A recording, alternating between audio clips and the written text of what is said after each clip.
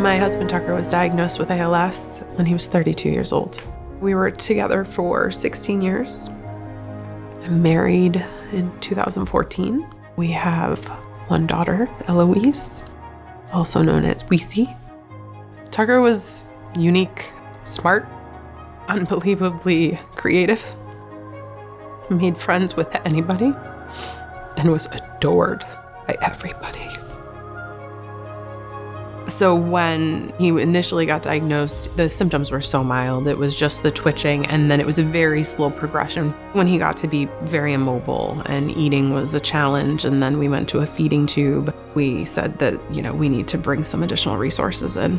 We were able to take advantage of some palliative services in the beginning, and it really was very monumental in the care he had.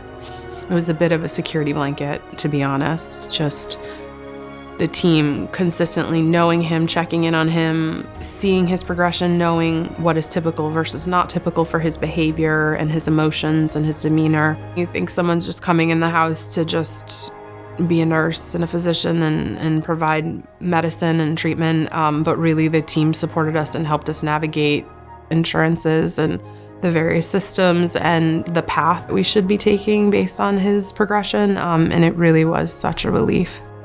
A number of folks reached out regarding how are we doing mentally, emotionally, as people outside of the disease, as a family, as a couple. How is our young daughter? How is she mentally handling all of this? Does she need resources?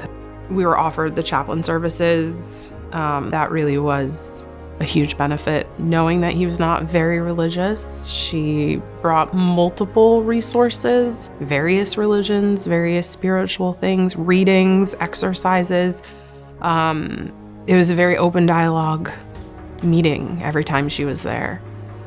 And so one of the phrases that she read with him and shared with him was, "I am the sky and everything else is just weather." And so he really took to that. And so that was a bit of a mantra that he lived by. Hospice, the word can have, a bit of a scary feeling to it. And it doesn't necessarily mean that you have to be old to be on hospice. It really is just end-of-life care. The services, all of them, allowed me to both be present for him, my daughter, myself, and think about the future. He passed in the morning. Our nurse, Dina, the value that she provided me and the comfort that she provided me in that moment was immeasurable. She took care of all of the things that need to happen, that I was not in the right headspace to talk about. She said, "Go sit down, have a cup of tea. I've got this covered." Going through an illness or an end-of-life transition is difficult enough, and it doesn't need to be done alone.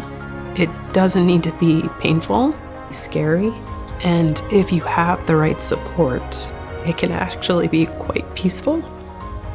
I can't stress enough how important it is.